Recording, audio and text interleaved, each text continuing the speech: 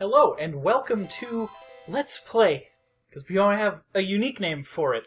We're putting out some more filler content just because, again, like X editing is taking a crazy long time and there's a lot of other stuff going on lately, so I figured I would play some Axelay on easy mode for everybody's benefit. It's just the three of us right now as Mith and Brady, and me also. Hey guys. Hola. I'm pretty sure you guys have both seen at least a little bit of this game. I love that chip design. Yeah, no, everything in this game is awesome. This is easily one of my favorite Super Nintendo games, and honestly, just one of my favorite shoot-em-ups. I don't know. That was part of that. Just like a little sprite or something. It's like, is that a mouse? How is that a mouse pointer? This is on the Wii U. Circle it! Holy god. I know, it's terrible. That one ship caused multi-continental Not explosions. the Earth. The Illis... I don't know what the main planet is called, but all the planets in this game have really dumb names. This enemy, I think it's called like Massive Armada or something. All of it's real bad. It's like really early 90s, but like incredibly good. Look at that hand. Yeah, that was pretty crazy. Thank God people still carry around old school lockets, Like though. super awesome old school flight suit and everything. Oh, wow. I know, I love just all of the design aesthetic in this game is super awesome. Only one ship. Well, yeah, it's like their final thing. I love its design! It's like a beefy ship.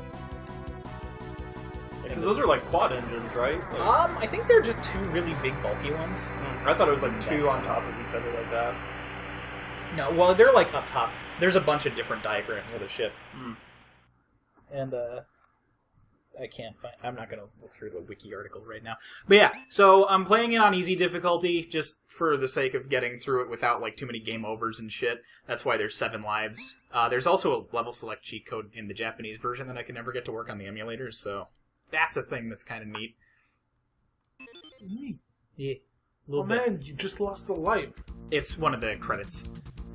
Alright, cool. So, what I really like about, or one of the many things that I really like about this one is the weapon system, which also plays into how the entire game plays, not just how you shoot.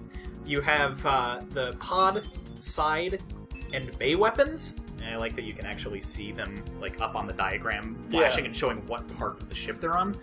So, like, that's where all the pod stuff is and all that. And it's got the little weapons diagram down in the lower right. Like, it's really, really detailed. So do you, like, unlock more parts as you go? Yes, every level gets you a new weapon. Oh, and you can change between levels? Yeah, okay. And you can hot swap between all 3 of them, so there's no real power-up system in this like there is in, like, R-Type and Gradius and other shoot-em-ups from around this time. It's really unique. I really like the motif shit going on. Yeah. It was one of the lower points at the time because it took a lot of getting used to because a lot of people hadn't played anything that did anything like that, especially for like a focus on everything shoot 'em up.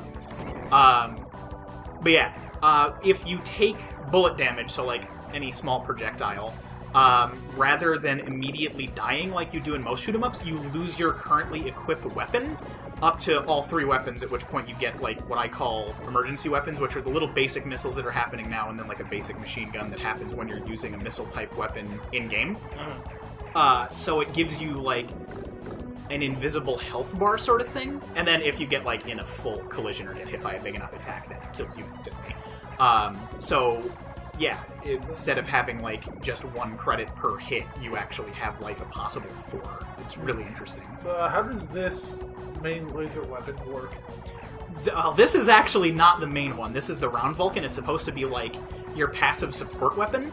The longer you hold fire, the further from behind you it shoots. So like it circles around you, hence the name. This is one of my favorite video game guns. It is endlessly useful and ridiculously overpowered all the time once you get used to like sweeping with it and stuff. It can hit everything. Like anything on screen, as long as it's not directly behind something, it will hit it.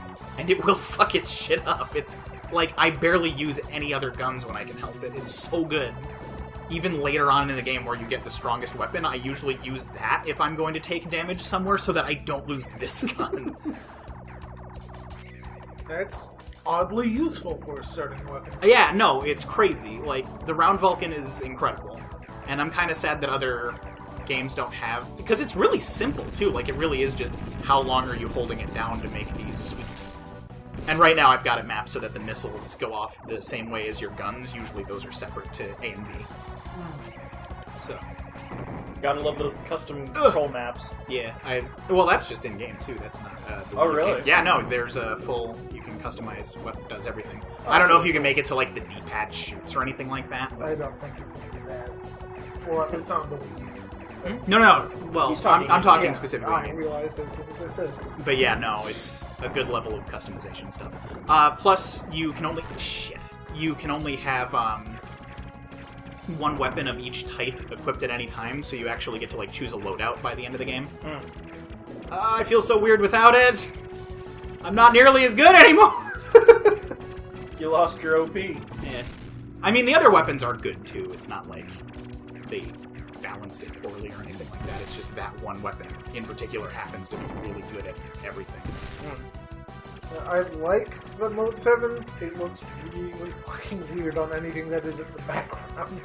Yeah, like, I was confused is that those walls can actually damage you. Yes. But they look like they're under you because of the Mode 7. Yeah, basically anything that isn't the bottommost layer is something you're probably going to run into. Yeah.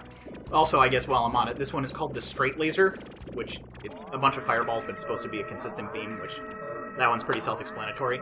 I also have the Macro Missiles, which I'm going to be using heavily on the first boss, which is, I don't want to say Arkanoid, because I always do that. A face. And it's, yeah, it totally is. That's a little face. It's a giant boss robot spider. Man, boss spider. Who would have guessed? So, what the Macro Missile is really good at, and it's the only missile type weapon I'm going to use, the other ones aren't really that useful comparatively, is on contact it makes that fire that burns directly through armor, so even though it's got that little plate in the front, which would normally be absorbing some of my attacks right now, it's hitting the core directly, so I can kill it faster with this weapon type. Cool. So what does that web attack It slows you down. do? Which, I was going to ask that too. Which it can't do anymore now that that shield is gone. So, on harder difficulties, most everything shoots more projectiles.